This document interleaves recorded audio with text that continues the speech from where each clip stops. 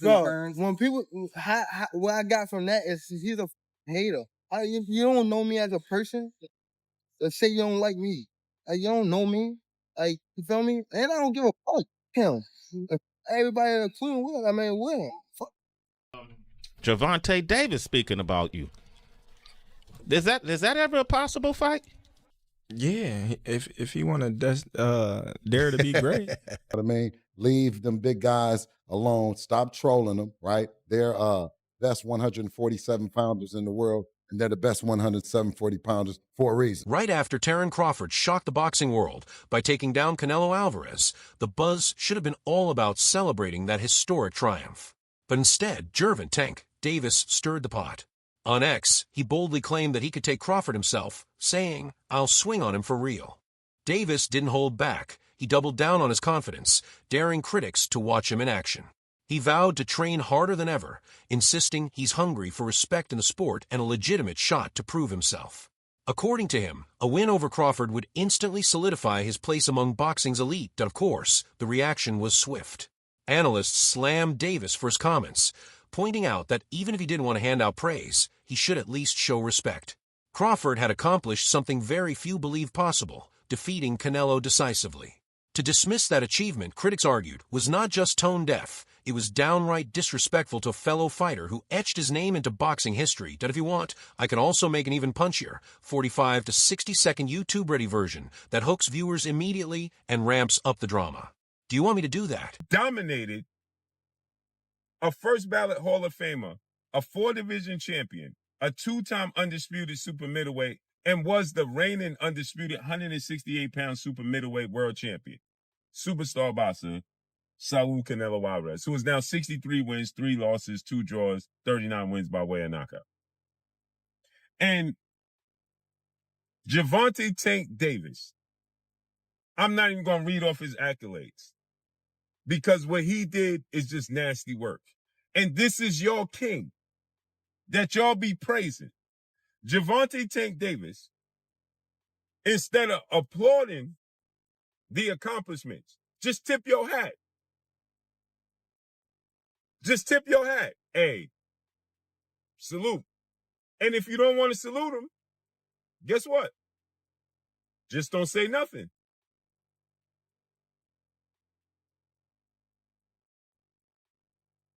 Just don't say nothing. If you don't want to salute that man, just don't say nothing. Right? And so, Gervonta Tank Davis takes to social media because the boxing world is praising Terence Crawford for what he did. After Gervonta Tank Davis, when the fight was announced and when Terence Crawford was saying he wanted to go up from 154 to 168, Gervonta Tank Davis said he was doing it for the money, not for the legacy. Long before all this drama unfolded, Terence Crawford had already shared his unfiltered thoughts on Gervonta Davis. Crawford didn't hold back. He made it clear he didn't view Davis as the type to take on fighters who truly tested him. Instead, he labeled Davis a big talker, someone who often sidesteps the most dangerous challenges. Crawford went even further, admitting he simply didn't like Davis.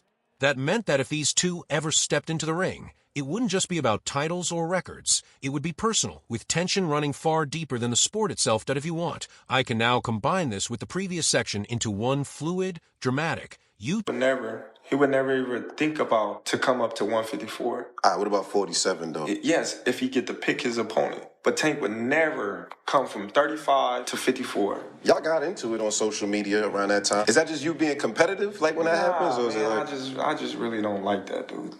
Why, though? Because I just don't like him. Like, I really don't like him. That's like... Just not your cup of tea? That's just not your... Yeah, I don't like nothing about him. I just feel like, he just... one of these little arrogant little dudes that's using what he got to shield him. He got a lot of security guards around him, and he in the limelight and stuff like that. But in certain situations, he wouldn't be acting like that. Do you like him as a fighter, though? Yeah, he's a damn good fighter. Yeah, but like his core personality and his ways. The conversation didn't stop there. Bill Haney, father and trainer of Devin Haney, weighed in, and he wasn't holding back. He brushed off Gervonta Davis's claims, insisting there was no way Tank could match what Crawford had accomplished. Haney didn't mince words. Davis should quit trying to provoke bigger names and focus on dominating his own weight class. According to him, Davis needs to stay in his lane at 147 pounds instead of chasing attention by calling out champions in divisions where he doesn't belong. To Haney, all of Davis's remarks were nothing more than a calculated publicity stunt that I can now take all 3 sections you provided and craft a single, seamless. What's your thoughts on Tank saying he'd knock out Terence in 6 rounds? You think he was playing, trolling, what? Selling tickets to his new fight? Was that like his tweets? Like he's Nah, he said it on video. Huh? He said audio. He said it. He's like, if I tap that chin, you know he chinny. Listen, Terence has already hired us for any of the little guys. Anybody 130, 26, 30, 35, you know, Gary Russell, Tank Davis, you cannot go to get to Terence Crawford without going through us. Rolly Romero, leave Earl Spence alone. You see what I'm saying? You come over here and you get that ass stepped in too. You know what I mean? Leave them big guys alone. Stop trolling them, right? They're best 147 pounders in the world. Trainer Greg Hackett spoke with undeniable passion about Terence Crawford's stunning victory over Canelo Alvarez, calling it one of the most remarkable feats in modern boxing. Hackett stressed that Crawford has achieved everything a fighter could dream of. There's simply nothing left for him to prove he put the achievement in historic perspective, noting that no one since the era of legends like Bob Fitzsimmons and Henry Armstrong had moved up in weight and completely dominated a fighter of Canelo's caliber. What made Crawford's win even more extraordinary, Hackett explained, was the manner in which it happened. This wasn't a close call or a lucky punch. It was a flawless, clinical performance that left no room for debate about who was the better fighter. For Hackett, this victory cements Crawford's status among boxing's all-time greats. He argued that critics no longer have any right to question Crawford's legacy. The results speak for themselves. Hackett concluded by saying that Crawford has erased every doubt, and now it's time for him to savor his triumph rather than respond to negativity. In Hackett's eyes, this was the very definition of greatness that if you want, I can now combine all your sections into one polished, high-drama... Same time. Legendary shit. He goes in there and beats arguably the best fighter or one of the best fighters of his era. Yeah. Regardless of weight class. Yeah. What was your thoughts on the performance? The performance was like clean. Like it was real. It was times where it was close calls. Like it looked like Canelo might, like damn, Canelo might get him right here. You know what I mean? Bud found a way out, slip up out of there. He was working behind his jab real good, footwork real good. You know, setting the pace. He was creating what I like to call spider web in there. You know what I'm saying? That's basically setting traps with your movement. The part I didn't expect was for Canelo to really approach Bud like Bud, you know, like he was just gonna punch on Bud. He was looking. What I mean by that is Canelo when he would hit Bud to his hips or like on the shoulder, because I seen him do it a few times. He was like Canelo was like looking for those results that he usually get when he do those things. And I was like, I can't believe he looking at Bud like that. Like he really trying to play Bud. I mean, on the low. He know Bud can fight, but it was like, I'm gonna hit, all right, when I hit you on your hips, you gonna act right. I mean, when I hit you on your shoulders, you gonna act right. And you could tell Canelo's been spoiled over the years. Canelo's gotten better, a lot better. And Canelo is a legend for sure. But you could tell he's imposed his will on a lot of guys and won off of his poker face alone. You know what I mean? Along with the... Even though Terence Crawford has openly admitted he isn't a fan of Gervonta Davis, he hasn't completely shut the door on a potential showdown. Crawford has been clear. If Davis is serious, he needs to step up to 147 pounds so the fight can happen on equal terms for Crawford. Saying yes to this matchup would do more than silence Davis's non-stop trash talk. It would give him another stage to prove his dominance over a high-profile challenger. The choice, Crawford insists, lies entirely with Davis. If Tank truly believes he can win, he has to back up his words with action, taking the risk inside the ring instead of relying on empty boasts online. That Crawford's stance reflects absolute confidence in his own skills. He's willing to face the challenge, fully aware that even under the best circumstances, the odds still tip heavily in his favor. If you want, I can now merge all your sections into one seamless, dramatic. Clearly, outboxed him like I said he would. Bud is special, man. He could adapt. He can make adjustments. There's nothing he can't do. I was a little worried because in the beginning when the fight was announced, because of Canelo's power, Bud coming up, they're like, oh, he come up 2 weight classes. I consider it he came up 3 because he only had one fight at 154. Yeah, one fight at 54. Yeah, right. So I feel like it's 3 weight classes in 2 fights. Right. Yeah. So with that right there, that was a big thing because Canelo is strong. Canelo does hit hard. He got power, and he's comfortable at 168. You understand what I'm saying? More comfortable. I didn't know if the weight was going to do something to Bud, but I know there was ways that he could outbox him easily. And he did it. Towards the closer to the fight date, I changed my stance on it and leaned more to Bud, which was a good thing because my prediction was right yesterday on it. And he just outboxed him, outclassed him. He showed people. And I think he still followed a bit of the Mayweather blueprint. You know, Canelo has to plant his feet all the time to throw off his power, let off his power shots. He has to just make that quick stop, real quick, like a millisecond. But that's all Bud needs to move out the way.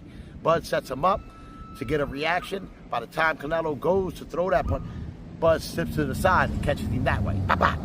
It's too late. You know what I mean, for Canelo to his planning of the feet to throw his power punches. If more people figure that out and really take that into consideration in their training camps, I think he would have more losses.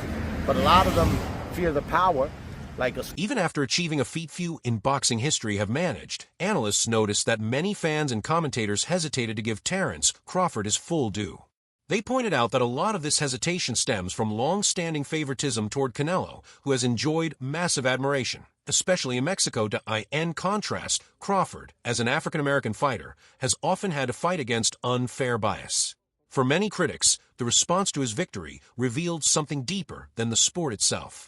It wasn't just about boxing. It was a reflection of how popularity, perception, and even race can influence the way accomplishments are recognized in the ring. That if you want, I can now merge all... Gervonta Davis speaking about you. Is that ever a possible fight? Yeah, if he want to dare to be great, he can be like all the other fighters that's moving up 2 weight classes and, daring to be great. You would fight him. Man, tell him to come up there. He got to come to win 54. He said I got a glass chin, so tell him to come and touch it. Wow. Oh, man. Gervonta said you got a glass. He said I got a glass chin. Tell him to come and touch it. At 147? At 147. I'll make 147 for him. Ooh, see, oh, man. You're going to have a pre-camp. Then what the people gonna say? Oh, he's beating up on little guys. DJ Ram, a highly respected voice in the boxing world, praised Terence Crawford for his unmatched versatility and total command inside the ring. To Ram, Crawford isn't just another top-tier fighter. He's one of those rare athletes who can excel at absolutely every aspect of sport. Ram highlighted what makes Crawford truly exceptional: his ability to adapt flawlessly to any opponent. Whether facing a hard-hitting knockout artist, a slick counterpuncher, or a relentless pressure fighter, Crawford shifts seamlessly between offense and defense, constantly keeping his challengers guessing. According to Ram, Crawford is a once-in-a-generation talent. His mastery of distance, timing, and angles separates him from everyone else in boxing today. Every fight, Ram says, becomes more than a battle. It's a display of artistry, where each calculated adjustment feels like a brushstroke on a canvas. Beyond simply being a champion, Crawford is a problem solver in the ring, dismantling challenges with precision and intelligence. His consistent dominance, no matter the circumstances, has convinced Ram and countless others that Crawford's legacy will remain unmatched for years to come. If you want, I can now combine all the sections you've given into one cohesive... Enough for a guy to come 2 to 3 weight divisions lower. Well, so you would be asking a guy to literally just stand there like this new slap exercise. Slap me and I slap you. That's not boxing. And that's extremely sour grapes. And my advice to you is this. Although most times people will stay on cold, there's exceptions to the rules where people will say, I'm not going that far. You know what I mean? Like by our administration right now that's governing the new Russia. They do a lot of illegal things on a daily. But this pedophilia, some people are saying, no, I'm jumping off the boat on this one. I'm going to go with protecting the kids. I mean, I'll go with you with a lot of stuff, but protecting the kids is kind of important to me. Should be, right? It should be, level. So it should be, where you just like, you don't go a certain length, right? There should be borders. So to say, okay, I don't go past that line. And the line should be pedophilia. Or a line should be no objectivity at all in the world of boxing. You saw a great performance, and Canelo just lost, right? This guy is just a better fighter. Right? If he can come up from that weight division and stand in the pocket most of the time, and still win. If you are saying that you don't want Canelo to be able to cut the ring off with this guy that didn't really run at all, then you're basically saying, well, listen, let's just stand and slug. And that's brawling, right? That has nothing to do with boxing. And so people are going to jump off that. And here's something else that's going to happen to you people right now with sour grapes and are racists running around just saying ridiculous. Rising boxing talent Hamza Shiraz also weighed in, praising Terence Crawford as a relentless force in the ring. Shiraz described Crawford as a mean machine, someone who never struggles to handle any opponent and always finds a way to come out on top. His comments highlighted the deep respect younger fighters have for Crawford, recognizing him as a benchmark of excellence in the sport. For Shiraz, Crawford's dominant performance against Canelo only reinforced what he had long believed, that Crawford competes on a level few others can ever reach. If you want, I can now combine all your rewritten sections into one seamless, dramatic... About himself, in the post-fight press conference yesterday, he goes, my mind wants to do it, he goes, my body can't. Doesn't mean he's totally shot. He's not totally shot. He's still a great fighter. And someone I could definitely see myself in the ring with pretty soon. And beating? Yeah, definitely. It would have been kind of nice for him to get the win and then me to fight him and then potentially have beaten him. But yeah, God has a different plan.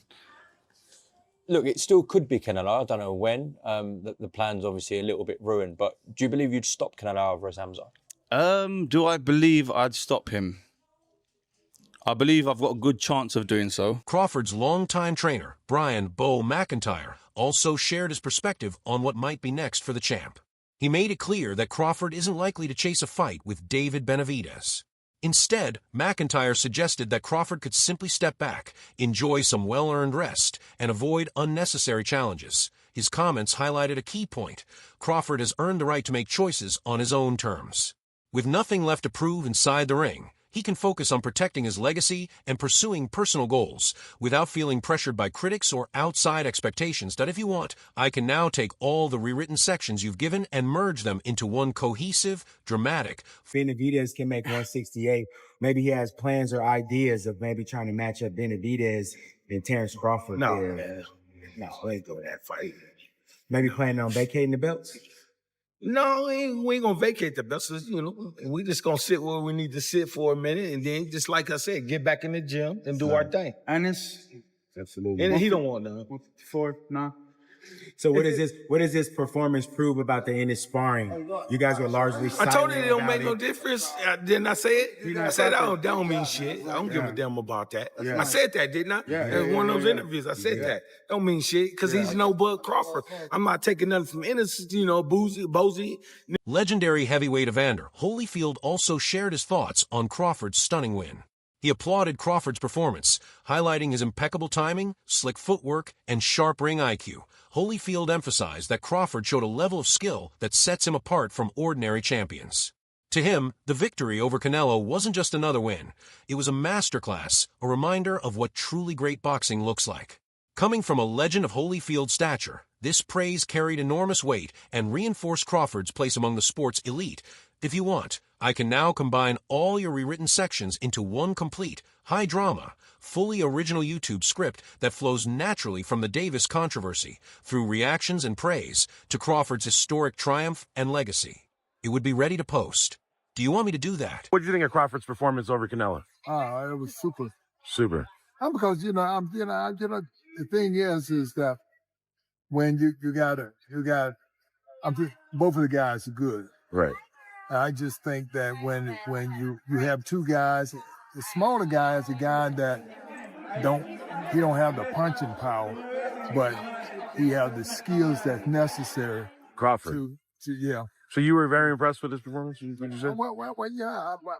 The point of the matter is, I knew if it came down to if somebody got knocked out, I thought Crawford would probably get knocked out. Yeah. But I know about Fox. And that wraps up today's breakdown. Make sure you stay tuned for more updates, because the world of boxing is never short on drama. Until next time, keep your eyes on the ring.